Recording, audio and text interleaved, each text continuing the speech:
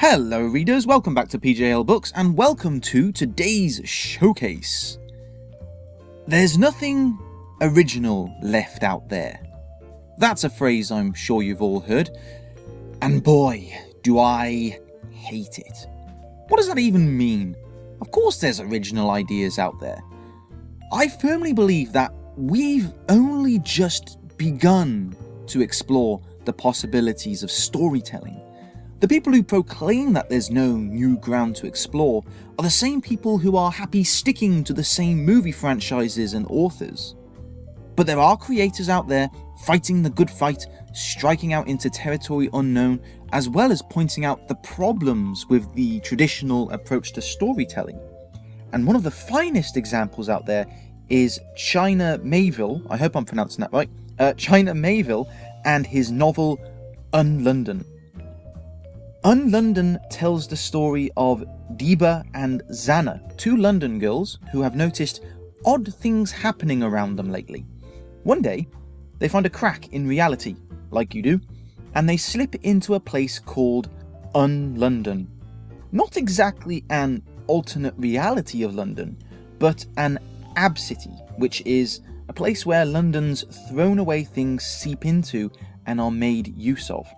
It's brimming with strangeness and life, but it's threatened by a living smog that threatens to consume it all. And Zana is the Shwazi, the chosen one. Now, if you're thinking, hang on, chosen one? An all-consuming threat? That sounds anything but original. Well, this is how Unlondon starts. It's very deliberate. Mieville sets up your expectations for a fun but predictable tale before he gloriously pulls the rug from under your feet.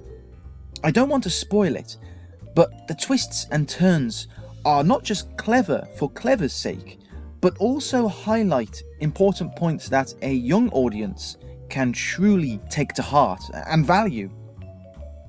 If subverting expectations is one half of what makes Unlondon so great, the other half is just how different and inventive Mieville is.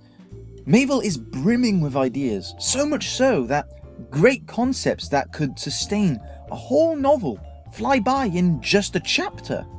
Ninja dustbins, zombie giraffes, a tree made up of the leftover streams of fireworks, a forest in a house. It goes on and on. And true, while this wild experimentation doesn't always hit its mark, it's definitely more hit than miss. And Mieville's deft use of language is powerful enough that he can even endear readers to a pet milk carton. No, really.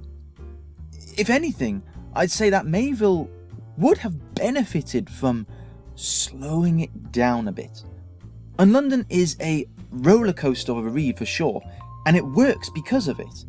But allowing a few moments for the plot to breathe and let us get to know our characters a bit more would have helped with investing in their plights a bit more, I think.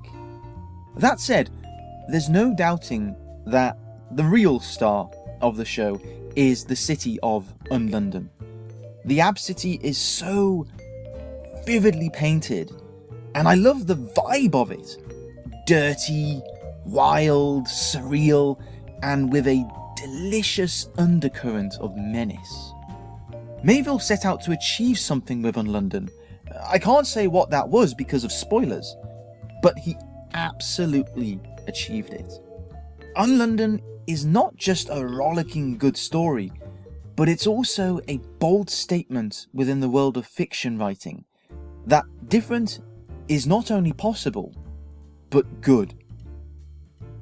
And that's it for today's showcase. Thank you very much for listening, readers. If you'd like to read this book, and I'm sure you do, please do. It's fantastic.